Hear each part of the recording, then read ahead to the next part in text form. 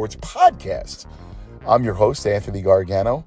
This is the podcast that surrounds everything youth sports. So I've covered pro and college sports, the highest level, and I have fallen in love with youth sports. I'm a big believer in sports for children. I just think it's such a great outlet and keeps them out of trouble, they learn so many great life lessons.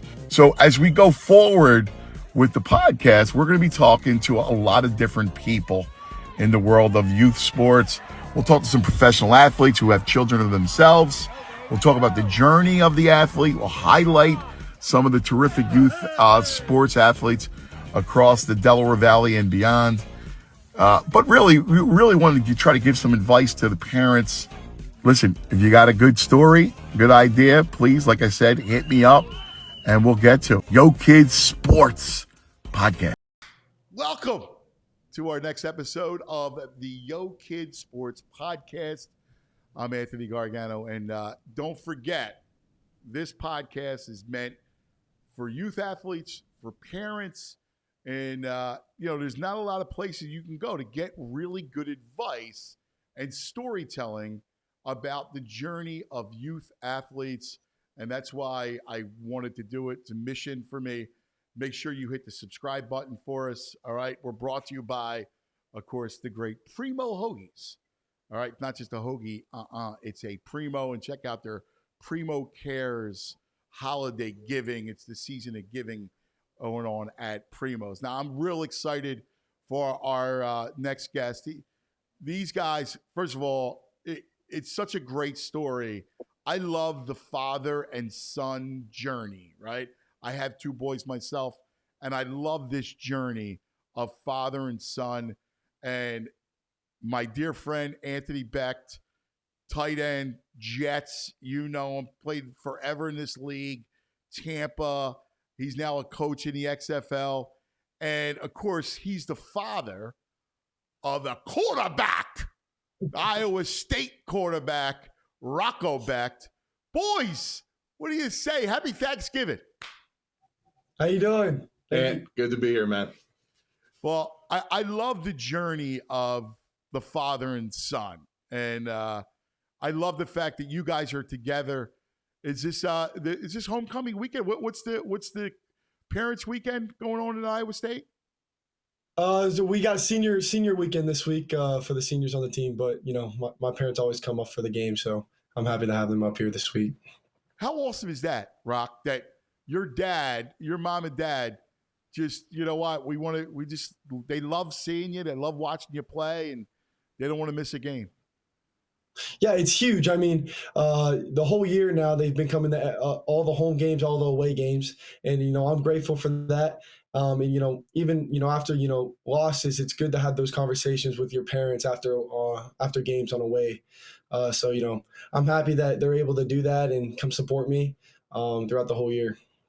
So let's go back to when you were a child, and what was Dad like when you were a kid? Like when you're watching games, right? Think about it. He's here now watching you play big time college football. What was he like when you were playing youth football? Yeah, you would think that he was like hard on me and all that, but he kind of had that soft side to him. He was a good supporter, and he provided me with a lot of knowledge throughout my growth in the football world. But when I came up, he wasn't really around for my flag football games and my youth football games. He was always out working. Commentating for college football games and or playing. And so my mom was always there to do that for me, but she would always send him videos. I knew that he wished he was there for me, but growing up and going through high school, he then was able to come see me my junior and senior year, and that meant a lot to me. Especially my senior year, just my last year playing in high school, and now coming into college where he's able to see me every weekend. When did you know that you wanted to play football? When did you get the bug? And obviously your dad talked to you about it, but when did you get the bug? I had to be really little. When I was able to just go watch him play, that's when I really fell in love with the game. I know a story my mom had told me where he was at a Bucks game, and they have a daycare for the kids, but she had said that I never wanted to go. I always wanted to watch and stay out in the stands and watch him play. So that moment when I heard that story, I felt like that was when I got that bug for the love of the game. But yeah. That's beautiful. And did you what did you think about, like, having played in the league forever, right? And having your own son, play football. Was that something that you were always open to? Some guys say no. Some guys say they pushed them into it. How did you? What was your approach as dad? Yeah, listen, I respect everybody's opinion on this. Parents, some people wait till high school. I'm all for it. Some folks wait till maybe their grades get right, whatever that may be. For me, he asked, right? So I think it was like fourth or fifth grade, and I knew at that level, man, it's hard to get hurt. Knock on wood. But it's just they don't get it. They don't know. It's more about him understanding how to protect himself. But let him do his thing. I really didn't coach at those in the padded youth football times with him. I kind of was there if they wanted to throw some stuff on me. But he really wasn't the dude through those grades, 5th through 8th grade. They ran the ball a ton. He was the quarterback that could pass, but passing wasn't a big thing. So he really didn't get those opportunities, didn't get to play a ton. Matter of fact, there were times where, I wasn't there, and he went through some games where he maybe got 2 reps, 3, 5 reps, just bouncing them in when the running back quarterback came out. He'd come in, throw the pass, kind of a tough deal. Wasn't a lot of growth in that standpoint. I think he learned a lot more from flag. That I got involved with that because as a quarterback in flag, we were able to really implement a lot of cool concepts that made sense. Even though it's not as many players, as he went through 4th, 5th, 6th, 7th, 8th grade, it got a little more competitive, and you got to do some things that, like, we could run a route concept where maybe other teams were doing some crazy reverses and stuff like that. So he got to learn the game a lot. And once he got to high school, that's when he really got his chance to be a quarterback. And, it wasn't like he came in and he was like the high school recruited him. They didn't know who he was. They knew who I was, but they didn't know what he could do because he really didn't have those opportunities. So his preparation there and giving him some guidance, and really was more boosting him up because he wasn't getting a lot of opportunities. Say, listen, you got to wait your turn, keep plugging away. Hell, he would be a receiver to help him on practice in 8th, 7th, 8th grade, just to do different things. And, they just weren't all about the quarterback position. And sometimes in those phases of growth, you're not the dude. And I think sometimes from a parent's perspective, that's a hard pill to swallow. Of course, I was mad about that. Of course, like, he should be in there more. But you know what, man? He learned a lot from that. He learned how to grow. He learned how to go against adversity. You're not always going to get spoon-fed the best parts of everything. And I think that really helped him grow. And, once he got into high school, I stepped away. And then junior, senior year, he really came to me. And he's like, hey, why don't you help coach? I know you can help our linemen. And that's where I really man, this is great. He wants me to be a part of it. I was all in. And I just tried to help everybody around him. I helped push him. Push his buttons, be strategic, because I yelled at everybody, but I would yell at him too, because, you got to make sure everybody's getting that kind of coaching. But, you talked about when you thought he knew when he was going to be a football player. He remembers it one way. I remember it differently. I remember after his after his sophomore year, he got thrusted as the starting quarterback for varsity. The starting quarterback that returned transferred the day before training camp. So I'm thinking he's going to get a year to learn. And here he gets thrown into the fire. And I'm thinking, all right, he hasn't really lifted much weights. He's not really a big guy yet. He just came off his freshman year. They won all their games. He had a great season, but he wasn't ready yet for that. So there was a lot of nervousness for me in that moment. But after that season, he had a great year, 25 seniors. There's a lot of pressure that's sophomore year. But, he did a great job. And like COVID hit. And I just remember he's like, Dad, like, I want to know what it takes. Like, what do I got to do? He wants to get bigger, stronger. And we started hitting old school, garage lifting, box jumps, weighted vest stuff. I mean, like, we laugh about it now, but I remember that, like, he was just kind of like all in with it. And I couldn't believe it because you try to push their envelope a little bit and see what they can take. And he was all about it. And, again, as a youth, it was you kind of like you maybe didn't have that expectations that you were the guy, but you got to teach your kids. You be supportive, you help them in the ups and downs, but you got to teach your kid how to be competitive. And I think there's different ways about that, and understanding that at a young age, like winning and losing. And I get it, everybody's going to lose games, but they got to understand the positive sides of winning and the negative sides sometimes, but also the losing side. How do they grow and understand, hey, you're going to lose games, but competitively, how that pushes you and drives you to be better the next week so that they can go out there and look. Winning is part of it, right, Ant? So not to be long-winded on it, but there's just a lot of stages, and it's different for a lot of kids. And I can tell you from Rocco's experience, he wasn't that dude in grade school. You know, we knew he was, but he didn't get the chance. Yeah, but guess what? Like I have this discussion all the time with a lot of coaches, particularly pre-high school, right? And look, and it's great to win. I mean, we all want to win, whether it's whatever sport it is. But like to me, I just think it's more about development, especially when you look at football and you look at understanding the game itself. Like, I mean, when you think about it, you know how complicated it is, nuance, everything else, especially at quarterback, and especially when you're looking at grade school where you don't throw a lot. Like nobody, we just got done our season. We don't throw a lot. We didn't have that kind. I mean, I know that it's becoming a little bit more in vogue in grade school, let alone high school. But you know, the sport, you almost need to expose them and teach them, and so they can learn, you know, during those precious youth years. Yeah, I mean, you know, I think, you know, for me too, there's a lot of knowledge that I could pass on to him, his teammates, but it really is stages. And, you know, I'm fortunate, you know, I'm different than some other dads. I got to do things at the highest level, successes, a lot of failures. But I think the one thing that I know that was important as an athlete is being, you know, you got to be mentally strong. And those things happen over a period of time. But you got to be able to bounce back. When we're playing quarterback, you know, there's a lot of kids that want to play quarterback. There's a lot of kids that can throw the ball a mile. But, you know, how do they, you know, we always talk about even today, you know, body language, right? Your poise, you know, how you show your leadership after an interception, you know, when things don't go as well, you're down 2 touchdowns, right? All of those things matter. And those conversations we were having in 8th grade, and we're still having them today, right? Because it's important. You know, I coach at the professional level in the XFL. I talk to AJ McCarron, who's my quarterback, all the time. And that guy's got 8 years under his belt. But sometimes you got to pull him back and say, listen, you know, you're not with the best receivers in the NFL anymore. Yeah, you're with other guys. Devontae, yeah.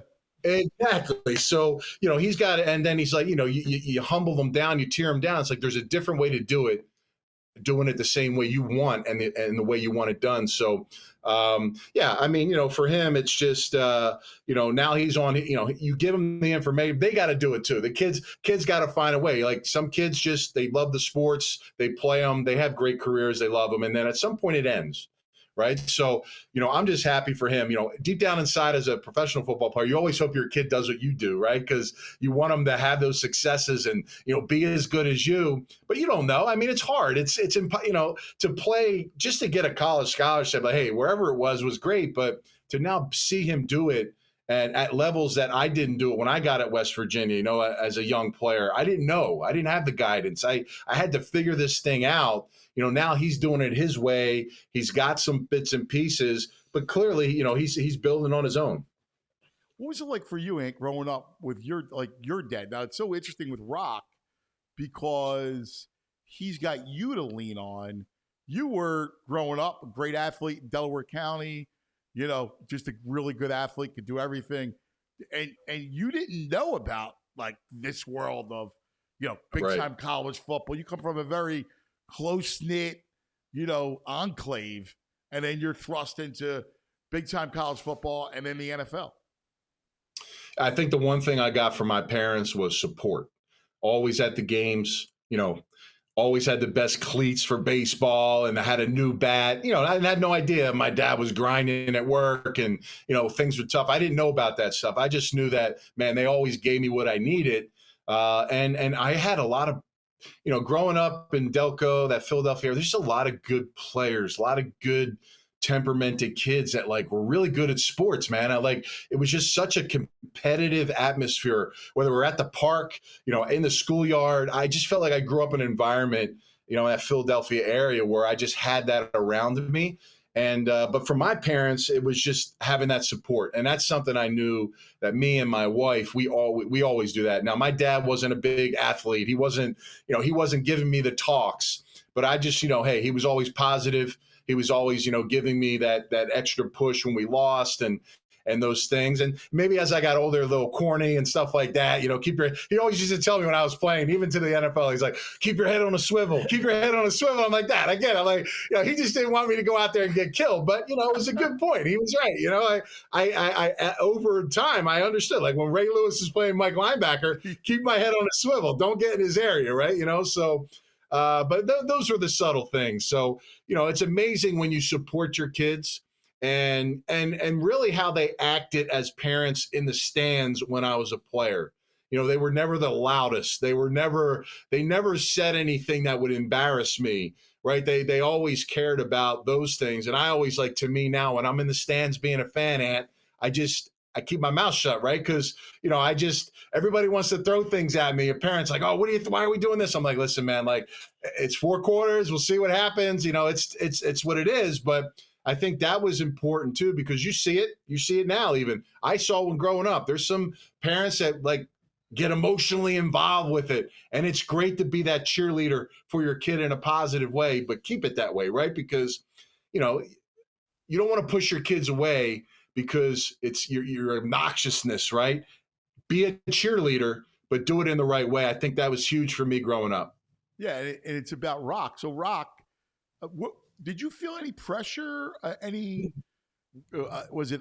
I know that you probably loved it, but was there any kind of undue pressure knowing that Dad had his career?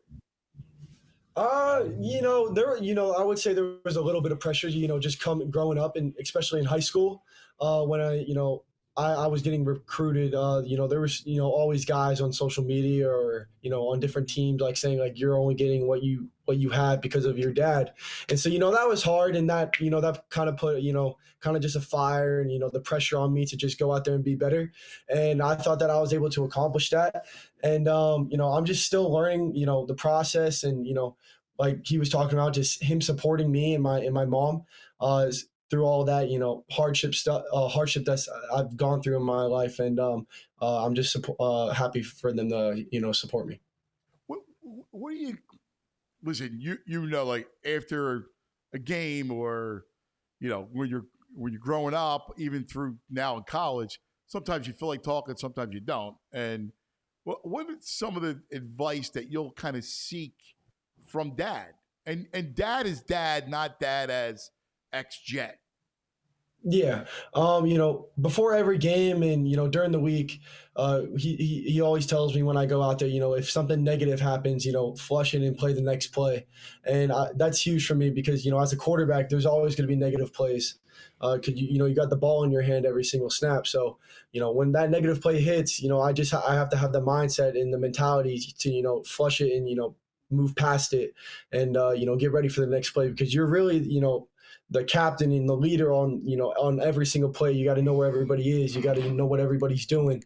And so once your team, sees your emotion and what you're doing, and they're going to follow along. And so my thing is, just to have, great positive attitude throughout the whole game and to lead the team in the right way.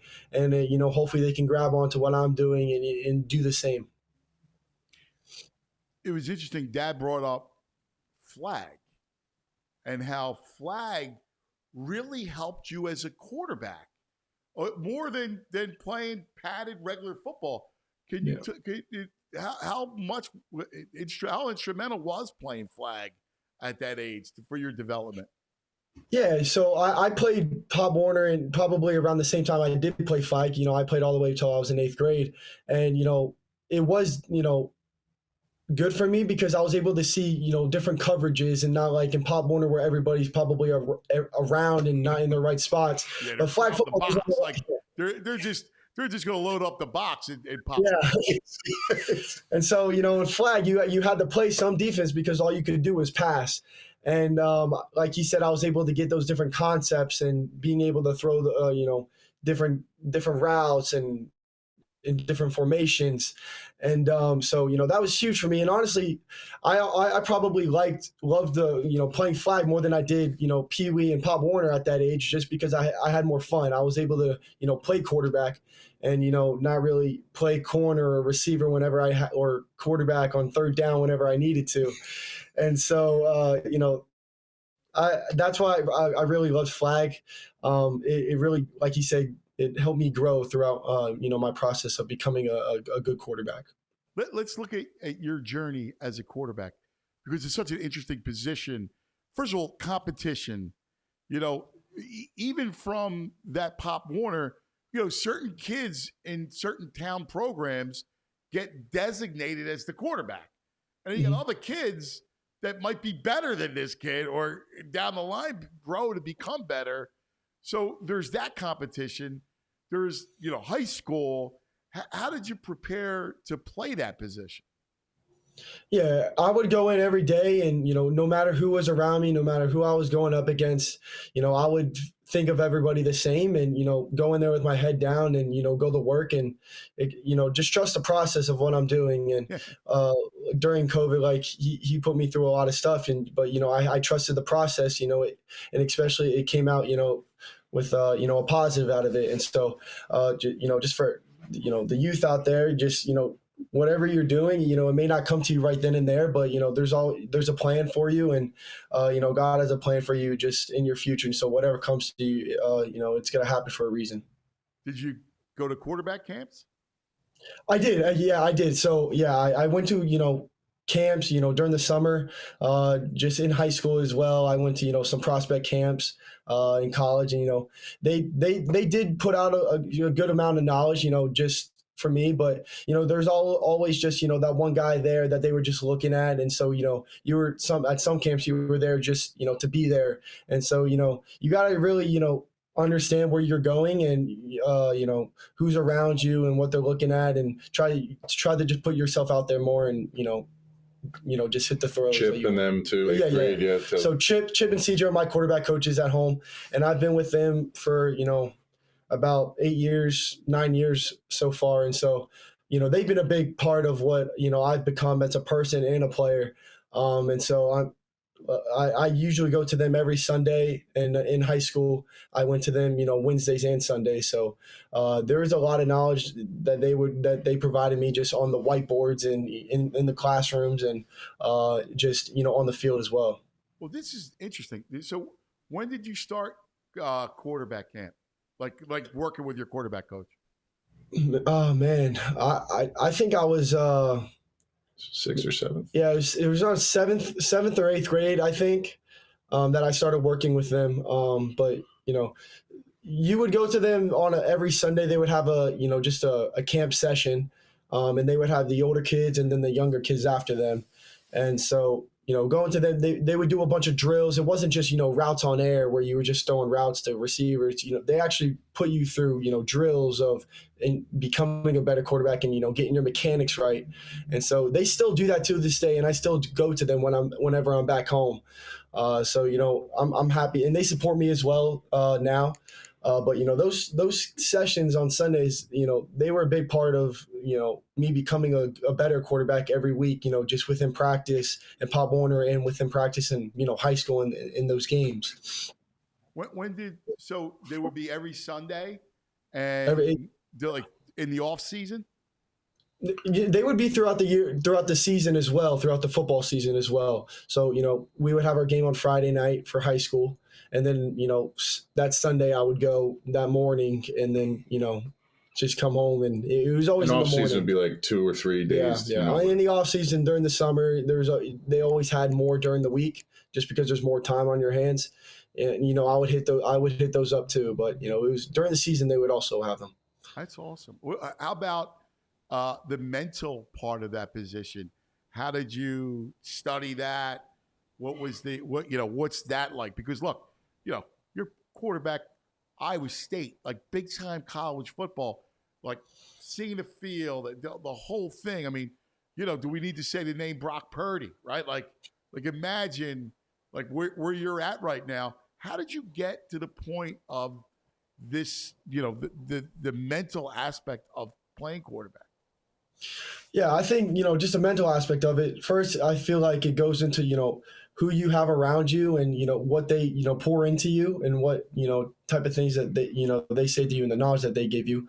And then also I feel like just as of right now, going into week in and week out in college, if you know what the plan is and what the game plan is and what you have to do on every single play, it makes your mind think a lot easier just out there on the field. It slows it down.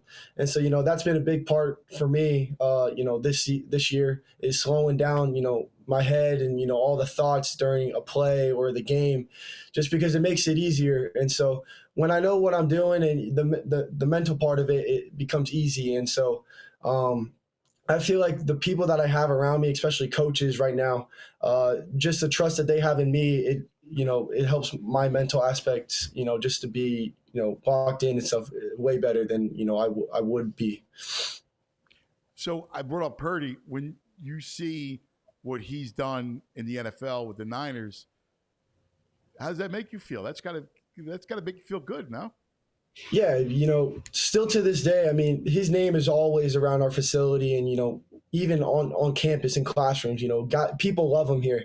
And so he set a good example here at Iowa State. And that's what, our coaches really, that's the name that comes up when they tell us, this is what you got. This is how you have to act. This is, because he was a guy who, probably did everything right just off the field and on the field.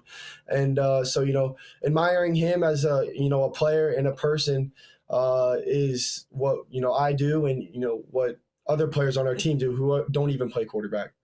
And it's cool too, because what he's achieved as, the last player taken in the draft is, like, that's awesome, man. Like that's, to go in and it gives hope for everybody that, is not a first round pick like Anthony Becht.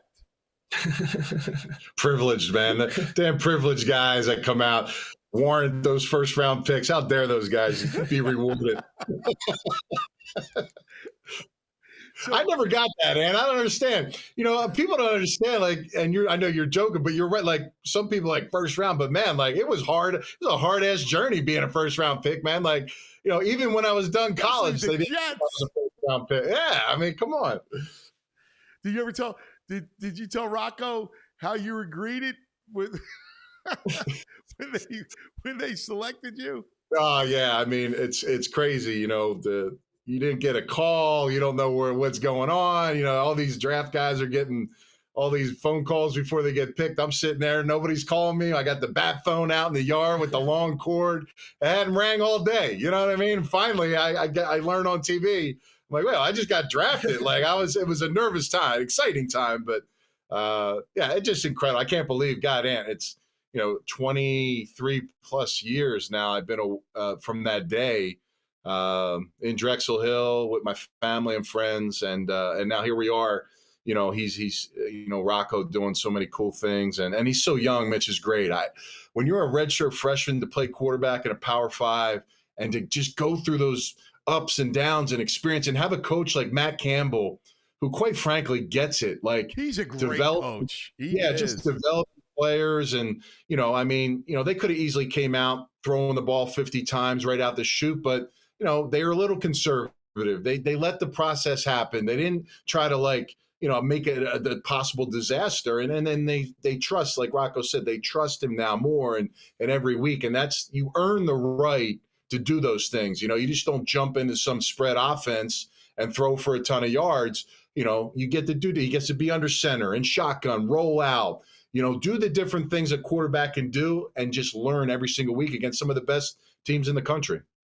Yeah, and you mentioned redshirt freshman. I mean, being able to step up, this school goes through some issues, and Rocco's thrust into it and steps up. And like to you as a parent, I mean, that's got to make you 7 feet tall. Well, I'm proud of him. I always believed, he always knew, it was just when, right? So again, we always have these conversations off the field and all those things and how we see, but there was so much for him to learn as the backup quarterback last year. But even though he was redshirting, got sprinkled in, but he could watch the other quarterback. He could watch how the process goes. He can prepare. I think the biggest thing I offer him now, honestly, as a parent, how it was different. I told him what to do when he was younger. Now I ask the questions and he tells me. So now I know he understands. I'm never going to say, why did you throw there? It's okay. What was your mindset on, starting to the left side versus the right side or the coverage? And he explains to me that process. So now I hear that from him. Right. So it's a different way to know that, okay, he knows what the hell he's talking about or he's thinking. And I see the mistakes on film, but he already brings them to the table with me because he's like, no, I already know. He's like, I should have been, so I like hearing those things because it's not like, maybe when he was younger, he's like, Dad, I mean, you know what I mean? It's like, no, you're throwing to this guy when but now it's a different process. Like I said, there's different steps on the development and growth. And now it's on him to figure out those things. And, he's got a little thing he prepares. He's got like 20 to 25 things that starts Sunday to Saturday. Like he needs to know. If he doesn't know those things, Ant, then he's not going to be able to be mentally ready for a game because that's that preparation. And then he's built off of that. He's created his own different things, how he sprinkles it in. But there's a lot of time that needs to be put in when you play quarterback because it's not just what he does. It's, being able to teach the tight end and the tailback and getting guys the way they need to be. It's, so he needs to understand that process is not just show up when the coaches say this is the first meeting and go when that time it's done. He's got to be before and after that and make sure he knows those things so when Friday, Saturday comes, he's ready, man. When you're ready, it's easier, right? If you're not prepared, Ann, who's not prepared. You see it the guys that just, when they make these mistakes or they're flustered, it's the preparation, right? So that's the difference on the mental side when you get older. Top 2 things, Rock, on that list that Dad talked about.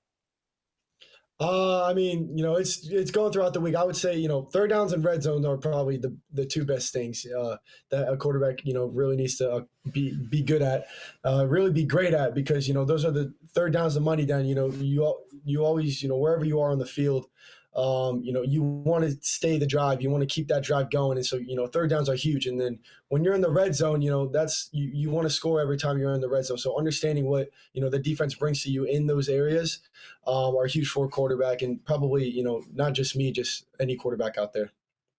All right. Last couple things. One, after games, when you were a kid, where did you guys go? Because I'm sure you had to take them somewhere after a game, either good or bad. Did you have a favorite food? Did you have a favorite restaurant? Like we got a lot of Chick-fil-A things going on in my house.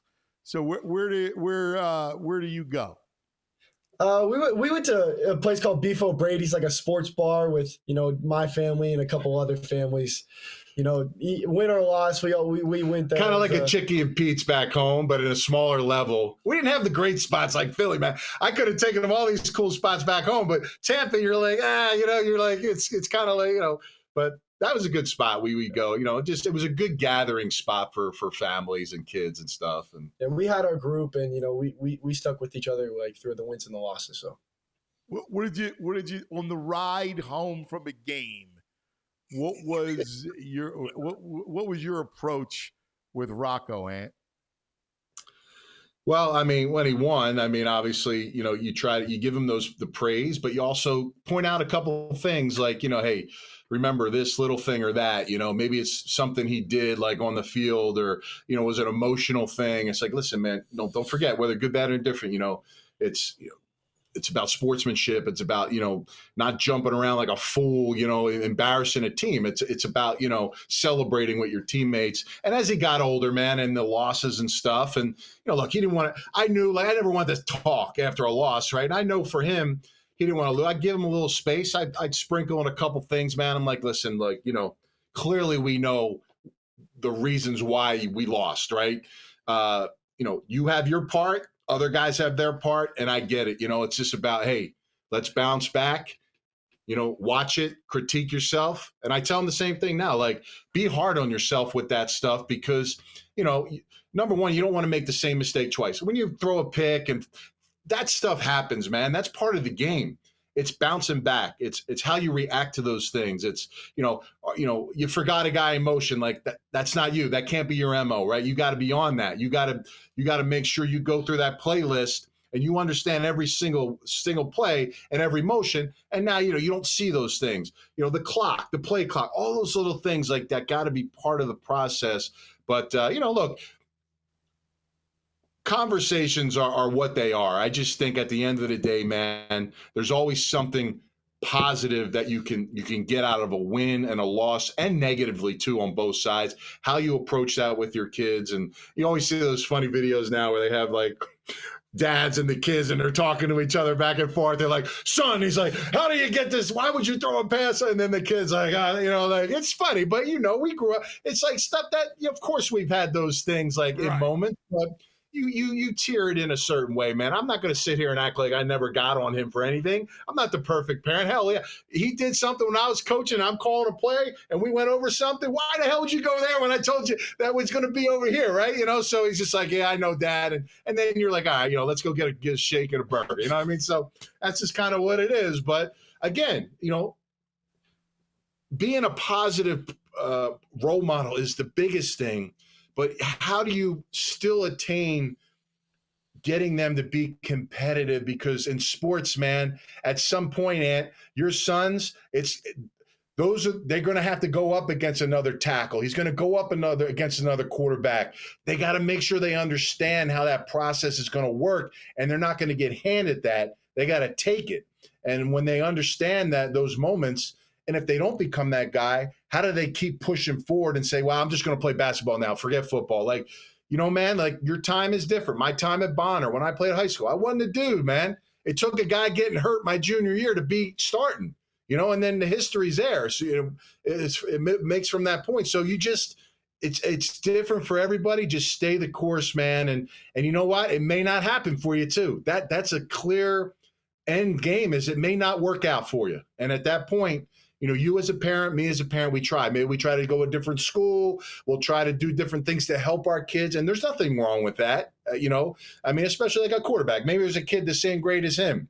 He won the job. He's the dude. Well, some parents, do we just be the backup? Do we go to another school? All those things are different processes, and they're tough deals for parents because they want the best for their kid. And as long as you're looking out for the best interest of your kid and they can learn in any situation and you can teach them in those situations, I think you're hitting a home run, whether it's in that moment or in life, man. Like those successes down the road. Nobody – playing the NFL, man, be great, but let's be honest, man. Like, I'm not thinking about that right now. He ain't thinking about that right now. It's impossible to think about that. But what he's doing now, man, these are the moments where it's like the fun times, right? And just embrace it. And you're getting to play. Like, it took me some time to play, man. Like, just embrace it. Have fun. We always have fun with it, right? Because if you don't have fun, man, you've given these gifts. Use them. Use them properly. And, I'm just proud of what he's doing, man, and just keep pushing through. All right, Rock. Speaking of playlist, what's on your playlist? What do you like to listen to before games? Yeah, so we ride a bus over the games. I usually listen to Drake, more R&B Drake, not really hip hop Drake, but and then once I go out onto the field, I listen to country sometimes. I think country kind of soothes my mind, and gets me kind of in just kind of in the focused and locked in kind of mindset. So but soon as I get in the locker room and get ready for games, there's always just rap blasting in. So that's usually when I listen to that. That's awesome. Last thing, Rock, for you, can you give your best advice to young athletes? What would you tell young athletes? Couple items that really stand out that might help them. Yeah, for me, like I would say, trust the process, like I talked about earlier, and your time's gonna come, and you don't know when that is, but like I say, God has a plan for you, and so when there's negatives or, bumps in the road, you probably you're going to have to go through those, and, there's always, just a positive at the end of the road. And so that's kind of how I've been thinking about life right now. And so, when I hit a negative or a bump in the road, I'm always thinking like it's happening for a reason. So That's beautiful. And last thing for you, can you give parents of grade school and high school athletes, give them your best guidance, give them your best advice? Be there to support them in good, bad, or indifferent. You don't have to be on the best team, all right, to have success. Bouncing your kid around different teams is tough. He's buddies. He's got friends. Let them be around their friends. If they're not the guy, it's okay. It's hard. It's a tough pill to swallow, but keep working with them. I know parents like to work with their kids. If they want to go and train with somebody, let them train. Let them make the decision on it, okay? And be aware of if they're enjoying it or not. All right, I have a great skill for me, and I use this. I can read a room really good. That's just something I got. Like you got to be able to do that with your kids too. If they're not having fun and they're not enjoying it, man, it's not going to be great down the road, man. And sometimes that'll put strain on your relationship with your kids too. So, just learn, just to have a good feel for what your kid's in, and just whatever they want to do, support it, man. If they don't want to play a certain deal after certain, you try to talk them out and you say, hey, this and that, but you know what? Maybe they want to do something else. That's fine. But you know what, man, just, until you get to high school and you start getting around like, coaches that have kind of do it more and stuff like that. And even there, it's tough. Like, you can only do so much. Nobody's making the NFL in 5th, 6th, 7th, and 8th grade. Nobody cares. Like you said earlier in the show, Ant, develop. How can you be the best to help your kid develop? And a lot of parents don't play sports, and that's okay. But you can help them in other ways, mature their mind and some of the intangible things. Tangible stuff, he's got it. He's been there. But the intangible stuff for me is what gave me a long career, all right? Knowing those things and being that guy. And now if you can combine those things, it's only going to help. So, parents that don't play sports can help their kids so much more and just be there for them in good, bad, or indifferent and support them in what they do. Be positive. And then once they get to that point, when your kid's taking it seriously, in high school or that's like I said, his after his sophomore year, I knew he came to me. You'll know that time. It'll hit you. It ain't going to happen in grade school, man. Just it is what it is. It's not. So don't pretend or act or want to be like that. And, how many 8th graders are out there like that are just better than your kid? It's just the honest to God truth. And then high school gets worse because now those kids, they don't make the team. And now the best are there. When I got to high school, I was a running back. There were 6 running backs there when I got there. I thought I was going to be the best one. Hell, the one running back that started was already practicing with the varsity, and I'm showing up thinking I'm going to be the guy. And so you just don't know what it's going to be. And it's tough. It's a tough pill to swallow, but keep the course, the process. If it's meant to be, it will. But you can control the things that you can control. You can't control, like, not being out on the field. Just say, when your time comes, be ready. That's all that matters later in life. But, clearly that, having that positive parent around you is going to be key. That's awesome. Coach Anthony Becht, quarterback Rocco Becht. Listen, tell your mom and your wife happy birthday, and good luck, guys. What a pleasure, man. I just love talking to you guys. Thanks, Ant. thank you. Here at Yo Kid Sports, for Brendan Petrilli and myself, Anthony Gargano, I just want to thank you for hanging on our channel. We love it. All right. We love doing this content. Just do us a solid and hit the subscribe button, because the more people that we can reach, that we can amplify this thing, the better guests, the more content that we can produce. So do us a solid, hit the subscribe, tell your friends, your families, your coaches, get everybody subscribed, because chances are here at Yo Kid Sports, we're going to be talking about your kid or your coach. It's a lot of fun. Hang with us.